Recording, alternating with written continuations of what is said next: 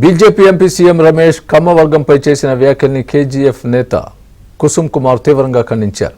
రమేష్ చేసిన వ్యాఖ్యలకు ఆధారాలు చూపాలన్నారు.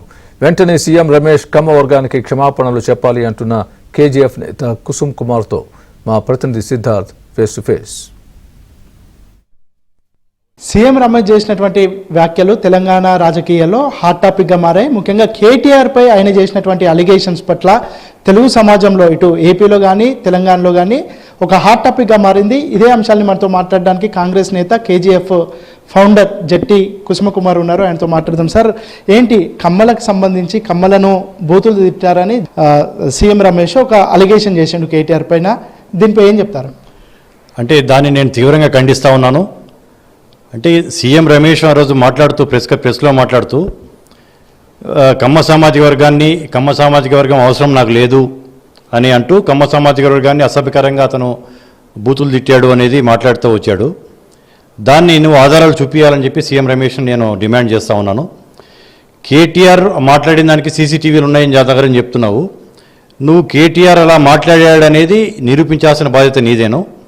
కేటీఆర్ మా సామాజిక వర్గాన్ని గురించి కించపరిచినట్టు మాట్లాడే ఆధారాలు నువ్వు చూపించాలి. చూపించినప్పుడు నీ నోటి నుంచి ఒకటి కదా 2-3 సార్లు ఆ యొక్క అసభ్య పదజాలంతో నువ్వు ఏదైతే వాడేవో మా సామాజిక వర్గాన్ని కమ్మ సామాజిక వర్గానికి బేషరతు నువ్వు క్షమాపణ చెప్పాలి, నీ మాటలు విత్డ్రా చేసుకోవాలి. ఇన్ ద సేమ్ టైం నేను కేటీఆర్ని కూడా నేను డిమాండ్ చేస్తూ ఉన్నాను. మా యొక్క పార్టీ వేరే పార్టీలో విలీనం జరగదు అని చెప్పేసి నిన్న మీరు మీడియాలో ఖండించడం జరిగింది సీఎం రమేష్ చెప్పిన మాటల్ని.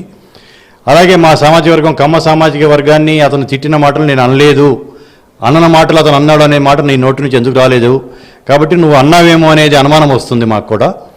ఆ రోజు కూడా చంద్రబాబు నాయుడు గారు ఒక జాతీయ నాయకుడు ఒక చిన్న పెట్టి కేసు మీద ఆయన్ని అరెస్ట్ చేయటం జరిగినాక ఇక్కడ కొందరు సాఫ్ట్వేర్ వాళ్ళు దాన్ని నిరసన తెలుపుతూ ఉంటే నిరసన తెలిపే హక్కు ఎవరికైనా ఉంది.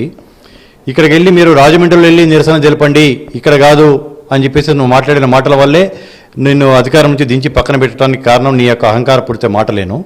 మీ ఒపీనియన్ ఏంటి సార్? ఎందుకంటే ఇద్దరు ఇటు సీఎం రమేష్ కానీ కేటీఆర్కి సంబంధించినటువంటి వాళ్ళు కానీ ఇద్దరు పరస్పరం కాంట్రాడిక్టరీ స్టేట్మెంట్స్ ఇస్తున్నారు. ఆయన అన్నారని ఈయన అనలేదని ఆయన మద్దతుదారులు చెప్తున్నారు. మీరు ఏం భావిస్తున్నారు? అంటే సీఎం రమేష్ చెప్పింది నిజం అనుకుంటున్నారా, లేదంటే కేటీఆర్ చెప్తున్నది, లేదంటే కేటీఆర్కి సంబంధించినటువంటి మద్దతుదారులు చెప్తున్నది వాస్తవం అనుకుంటున్నారు? అంటే నేను సీఎం రమేష్ మాట్లాడిన దానికి సీఎం రమేష్ ముందు ఆధారాలు చూపించాల్సిన అవసరం ఉంది.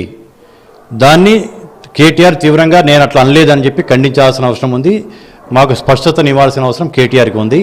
ఆంధ్రప్రదేశ్ రాష్ట్రం ఏర్పడక ముందు నుంచి ఉన్న వాళ్ళు కూడా ఉన్నారు.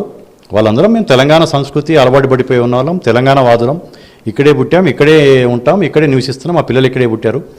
వాళ్ళని ద్వేషించి తెలంగాణ సెంటిమెంట్ రెచ్చగొట్టద్దామని చేసే ప్రయత్నాన్ని ఈసారి వాళ్ళకి సఫలీకృతం కాదు. ఆల్రెడీ తెలంగాణ సెంటిమెంట్ 2 సార్లు లబ్ధి పొందారు, 2014 and 2018లో. ఇప్పుడు ఆ సెంటిమెంట్ లేదు, ఎజెండా లేదు, వాళ్ళకి ఒక స్పష్టత లేదు. అది మునిగిపోయే పడవ అనేది చాలామందికి తెలుస్తుంది. ముఖ్యంగా మా సామాజిక వర్గాన్ని మాట్లాడితే మాత్రం ఎవరైనా సరే క్షమించే సమస్య లేదు.